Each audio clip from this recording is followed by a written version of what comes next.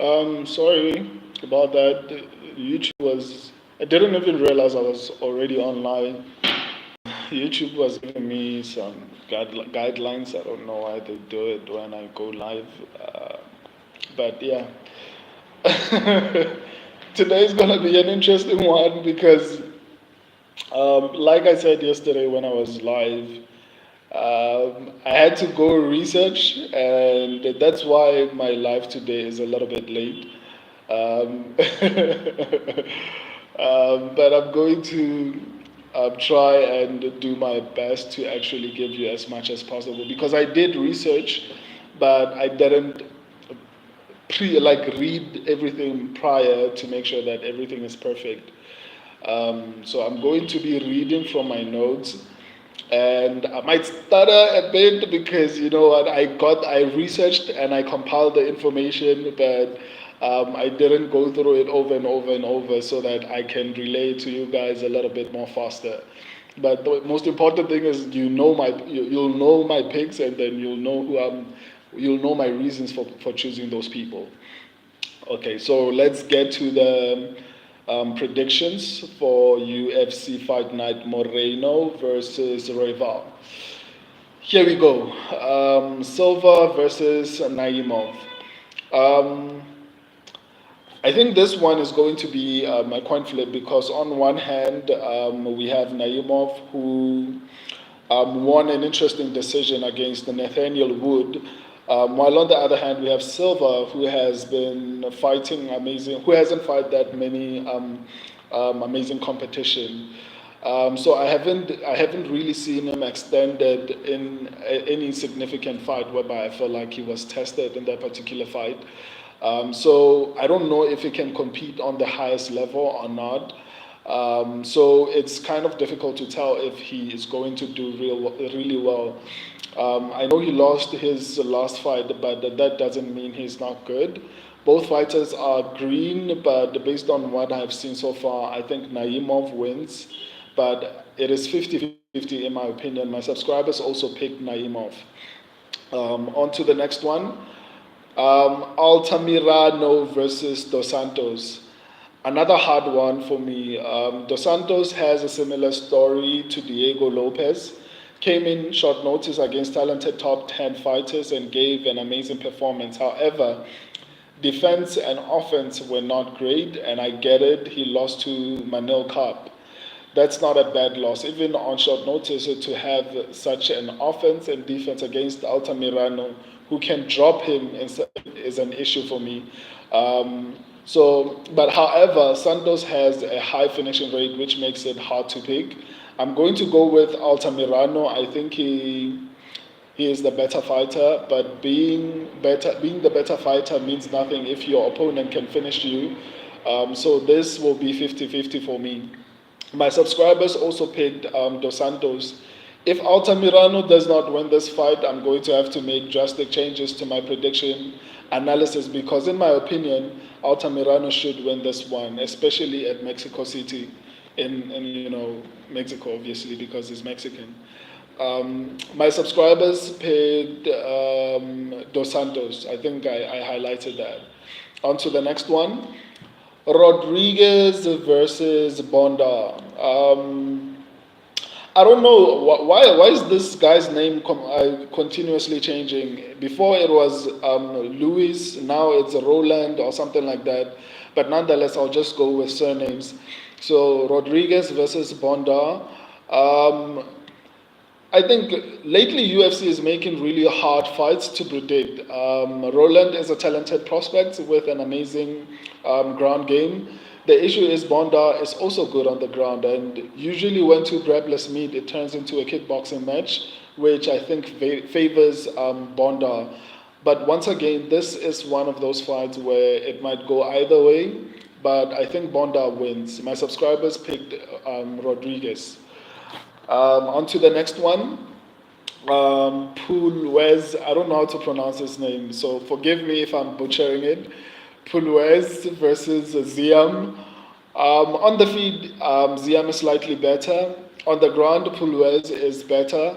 The issue is Perez is not that great with takedowns, and Ziam is good at defending takedowns. And if the fight stays on the feet, it will favor Ziam. This fight will also be a coin flip because it will all depend on whether Ziam can defend takedowns for 3 rounds because Ziam is not good at finishing fights. His last 2 wins were decisions, so it will come down to whether Ziam can defend takedowns for 3 rounds, and if it won't open up opportunities for Puluez to land big shots, because people forget that Puluez was on a streak before losing to Dan Hooker, which is his most recent loss in a very long time. So I think the fight will be 50-50, but I'm going with Puluez. My subscribers went with Ziam. This fight is so close. My subscribers' votes were initially 50-50, but ended up swinging towards Ziam. That should tell you how unpredictable this fight will be. On to the next one. Chairez versus Laceda. This fight has been rebooked so many times, I'm not even sure how many times these two guys have fought. I remember the first time Laceda was getting choked by Chairez, but the referee stepped in too early and caused it to be a no contest or something like that, or a disqualification. Then it got rebooked and I think it got cancelled, but seemingly they've rebooked it again. Despite what happened, I think this might be a close fight.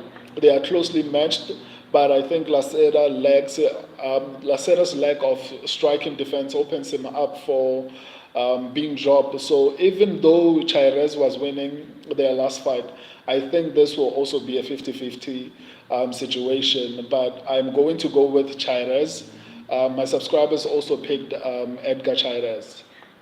On to the next one. Jesus, Jesus. Aguila versus Mendoca. Oh, guys, I'm sorry if I'm butchering this guy's surnames. Aguila wins this one wherever he wants to. Mendonca has horrible striking and horrible takedown defense. So wherever Aguila wants to end this fight, he's going to end it there. So 90% Aguila wins this one. My subscribers also picked Aguila. On to the next one, Torres versus Duncan. Torres has a 100% finishing rate, or rather, has a 100% takedown defense. So that means that the fight will largely be on the feet. And on the feet, I think Torres has more power and is better at striking. So 80% Torres takes this one. My subscribers also pick Torres. On to the next one, Yasmin versus Sam. This is another coin flip. All round, I think Sam Hughes is the better fighter, but Yasmin has beaten so many talented fighters that the caliber that Sam has lost to. So, for example, Yasmin has beaten Yasmin Lucindo, while Sam lost to Luana Pinheiro. But skill for skill, I think Sam is better. I just don't trust her to show up. She has been inconsistent in her career, so I will go with Yasmin, but I wouldn't be surprised if Sam gets the upset. My subscribers also picked Yasmin. On to the next one. Rosas versus Rosas Jr. versus Turkios. The reason I'm pausing is because I think I skipped one fight. Let me just verify if I actually... Okay, yeah, I think I skipped Raoni Barcelos fight.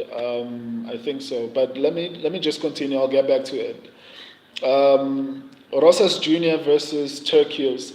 I think Rosas Jr. wins this one however he wants. Standing on the ground, it doesn't matter. I think people counted out Rosas Jr. because he lost to Rodriguez. But keep in mind, Rodriguez also beat Cameron Simon, who was also undefeated. So clearly Christian Rodriguez is talented, but that does not mean Rosas Jr. is not. In fact, I think Rosas Jr.'s only lost because of his IQ, fight IQ specifically.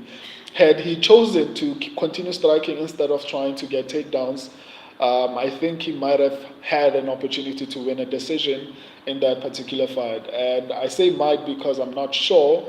But nonetheless, I have not seen anything from Ricky that suggests that he has any chance of winning. So I'll say 90% Rosas Jr. wins this one. My subscribers also picked Rosas Jr. Zalhuba versus Prado. On the feet, I think they are equally matched with the power advantage being on Prado's side. But Prado has horrible takedown defense, which is normally fine because he can submit you. But Zalhuba is also good on the ground. So the advantage will go to whoever has top control, which I think will be Zalhuba, especially because they will be evenly matched on the feet. So the equalizer will be the grappling, and I just see a 15-minute grappling match between Zalhuba and Prado, with Zalhuba being on top for 3 rounds. So 60% Zalhuba takes this one. Prado has power, so he has the ability to get the upset. My subscribers also picked Zalhuba. On to the next one, Rodriguez versus Ortega. I think Prime Ortega beats Yair, but this is not Prime Ortega. He has been inactive. He is coming off an injury. Plus, he does not seem like he is in shape. Volkanovski and Max had to wrestle Yair to win. That shows how good Yair is on the feet. But Volk and Max also showed you that you can beat Yair by using wrestling to you can beat Yair by using wrestling to tire him out and then maybe use striking to finish him. So grappling is where Ortega shines, but I don't know if at this stage in his career he will be able to effectively use his grappling against Yair, who also has submissions. So I will say 70% Yair. Ortega has a chance if he shows up, but I doubt. My subscribers also went with Yair. On to the next one, Moreno versus Royval. This fight already happened and Moreno won. I don't think the result will be any different. Royval looked good in his last fight, but I don't think Factory X fighters are really that good. Plus, I think Moreno is the all-round better fighter. Royval is slightly more powerful, but Moreno is better everywhere. So 80% Moreno takes this one. My subscribers also pick Moreno. I skipped the Raoni, but I don't know how because I remember researching that fight. But for some reason I skipped it. But nonetheless, my prediction is basically that for that particular fight, I think Raoni Barcelo, is it Barcelos or something like that? I think he is the all-round better fighter. The issue for me is that he is past his prime, and because he's past his prime, and I think Christian Quinones, I think Christian Quinones is younger by 10 years, and he has the ability to improve. Usually, I gravitate towards younger fighters largely because I feel like they have the ability to improve because they still have a little bit of time to become champions eventually in their careers. Whereas people who are usually, especially when you are in the bantamweight, flyweight, or lightweight division, the chances of you becoming a champion after 36 are close to none. So the possibility of someone improving after they've hit that age is significantly low. So that's why my pick, obviously it's not largely only influenced by that. I think the fight is close. So for me, with such a close fight, I look at elements like that, and then that's how I reach the conclusion that I'm going to pick Quinones. My subscribers went with Barcelos. So yeah, those are my full picks for the card. Hopefully I didn't forget anything. I'm going to start doing. But before I forget this, if you are watching this and you are wondering how my subscribers vote for their picks, so if you go to the shorts section of my channel, actually every section of my channel, from live videos to shorts to standard videos, my subscribers have the ability to vote for who they think is going to win. So if you would like to vote and be part of that particular process, I post fights every single Wednesday, or let's just say Thursday, and then you can go vote. Even now, voting is open for next week's card. So you can go there and then vote for whoever you feel like is going to win, and then whoever wherever the percentage is, whoever the highest percentage, I take that pick and then I put it in my videos, just like I'm doing now with my live. All of like the picks that I've been making so far are videos that include my subscribers in the content that I create. So if you want to vote, you have to go into the channel. On my channel, you go to the community section of the channel, and then you'll find different fights. I post them on a weekly basis. See you next week when I react to this particular card, along with some other videos that I'll be doing. I'll be doing a couple of live videos, but I post every single day on my channel, especially shorts, but even standard videos. So subscribe and